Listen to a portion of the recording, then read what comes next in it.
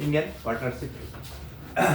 आज जो पढ़ने वाले हम लोग हैं, हम कौन सा चैप्टर पढ़ने वाले? Indian partnership act. Indian partnership act को पढ़ने से पहले ना थोड़ा सा हम बेसिक पे चले जाते हैं। बेसिक मतलब क्या कि हमारे इंडिया में किस तरीके से बिजनेस चलता, किस तरीके से लोग बिजनेस करते हैं, को कितने कितने प्रकार के ऑर्गेनाइजेशंस होते हैं, इसके बारे में थोड़ा सा समझाना चाहता हूँ। ओके, इंडियन पार्टनरशिप एक्ट, हमारे इंडियन पार्टनरशिप एक्ट को स्टार्ट करने से पहले थोड़ा सा बेसिक पे चला जाता हूँ।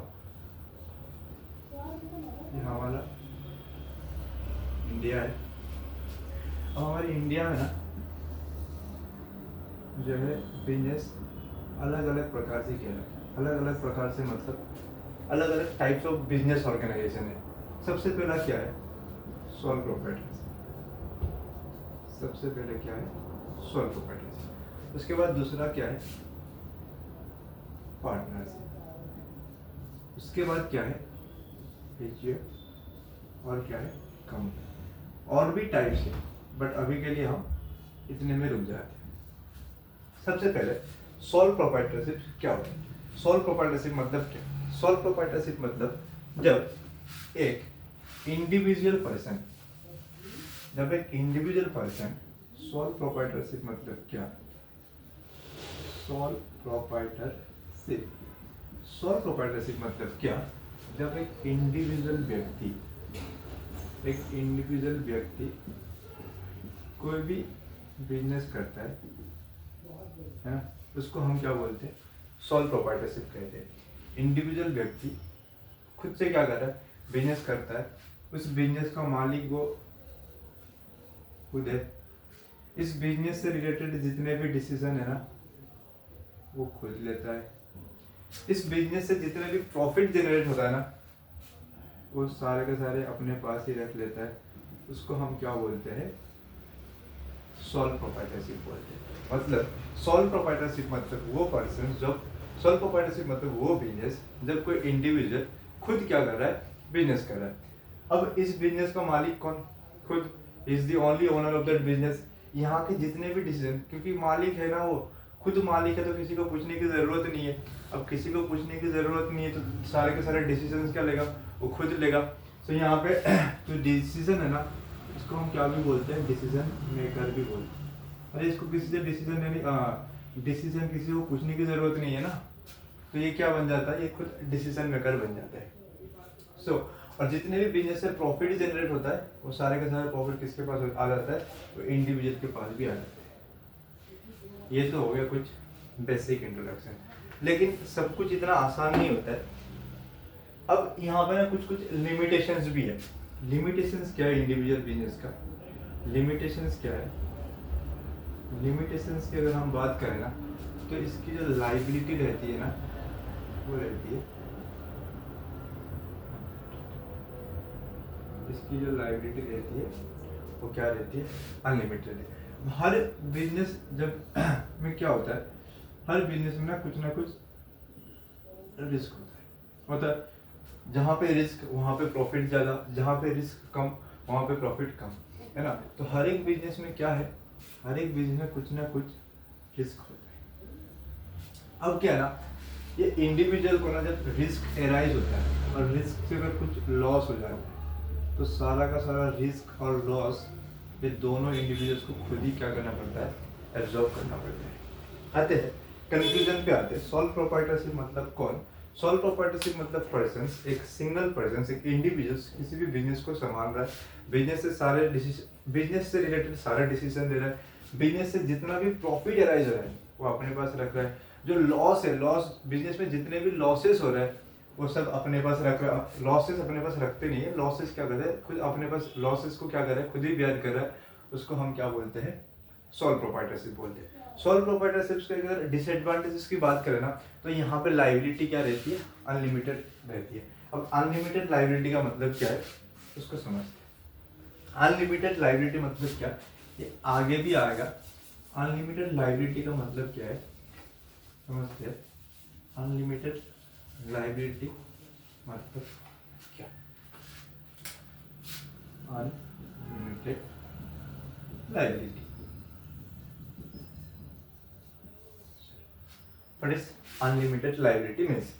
अनलिमिटेड लाइबिलिटी मतलब जब किसी पर्सन को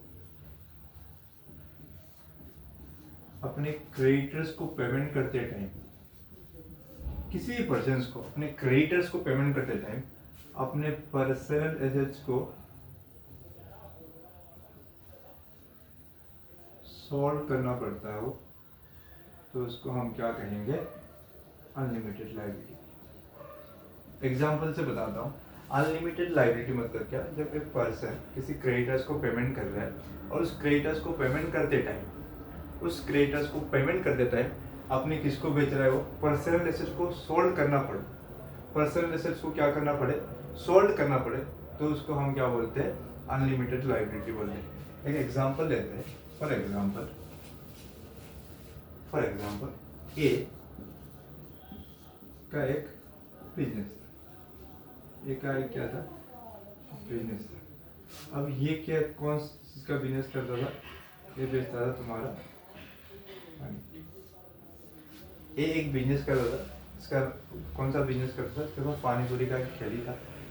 जैसे जैसे बिजनेस बढ़ता गया, जैसे जैसे दिन चलते गए, ये क्या करने लग गया, प्रॉफिट कमाने लग गया। अब ऐसे करता गया तो इसने ना कितना प्रॉफिट कमा लिया, मान के चलो 15 लाख का प्रॉफिट कमा लिया। 15 लाख का क्या कर लिया, प्रॉफिट कमा लिया। अब जब 15 लाख का प्रॉफिट कमा लिया, उसने क्या किया, 5 लाख का ना कुछ पर्सनल एसेट्स खरीदा।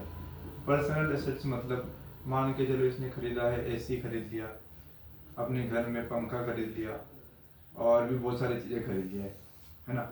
मान के चलो इसने एक बाइक खरीद लिया, है ना। अब जो भी आप एसेट्स आप पर्सनल यूज के लिए लेते हो, उन सबको हम कौन से एसेट्स बोलते हैं, पर्सनल एसेट्स बोलते हैं। अब उसके पास 5 लाख रुपए था, 10 लाख का उसने क्या कर दिया, अपने बिजनेस को ग्रो किया। 10 लाख रुपया था ना, या अपने बिजनेस में लगाया, बिजनेस में इसने क्या किया, एक एसी फिट कर दिया, यहाँ पे उसने बहुत सारा टेबल लगा दिया, यहाँ पे और क्या लगा, इसने बहुत सारी लाइटिंग लगा दी, है ना। अब ये सारे क्या हो गए, ये सारे कौन से एसेट्स हो गए, ये सारे हो गए बिजनेस एसेट्स। जो भी एसेट्स बिजनेस में यूज होता है या फिर बिजनेस करने के लिए हेल्प करता है, उन सारे एसेट्स को हम कौन सा एसेट्स बोलते हैं, उन एसेट्स को हम बोलते हैं बिजनेस एसेट्स। और जो एसेट्स हम पर्सनली यूज करने के लिए लगाते हैं, उसको हम कौन सा एसेट्स बोलते हैं, पर्सनल एसेट्स बोलते हैं। अब क्या हुआ,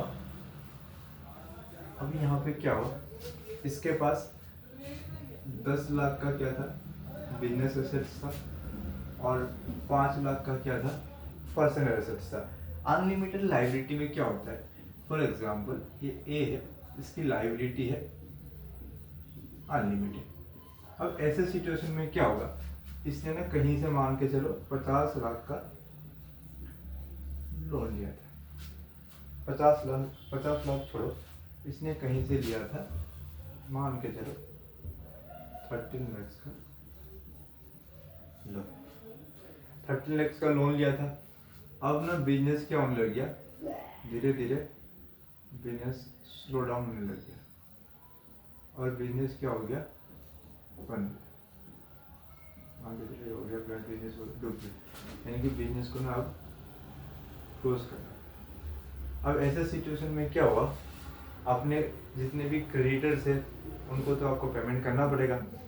अब क्रेडिटर्स को पेमेंट करते टाइम ना, इसके पास ऐसे सारे एसेट्स, बिजनेस एसेट्स को बेचा, इससे कितना रिकवर कर पाया, सिर्फ 10 लाख ही रिकवर कर पाया। बाकी 3 लाख रुपया वो कहाँ से लाएगा, अपने पर्सनल एसेट्स को बेच के लाएगा। इसको हम क्या बोलते हैं, जब आपको अपने पर्सनल एसेट को बेचना पड़े, जब आपकी बिजनेस बंद होते टाइम या फिर डेब्ट को पेमेंट करते टाइम अगर आपको पर्सनल एसेट बेचना पड़े, तो हम उसको क्या बोलते हैं, उसको हम बोलते हैं अनलिमिटेड लायबिलिटी। ठीक है,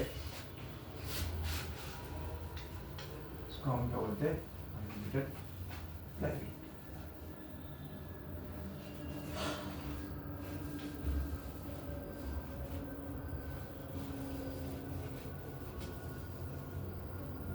अब आते हैं थोड़ा सा कंक्लूजन पे।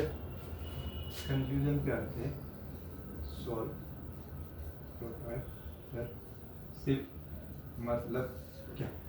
सोल प्रोप्राइटरशिप मतलब जब एक इंडिविजुअल एक बिजनेस को क्या करता है, एक बिजनेस को ऑन करता है, एक बिजनेस को खुद ही मैनेज करता है। इस बिजनेस से रिलेटेड जितने भी डिसीजन है वो खुद ही लेता है। इस बिजनेस से जितने भी रिस्क अराइज होता है वो खुद ही क्या कर लेता है, एक्सेप्ट कर लेता है।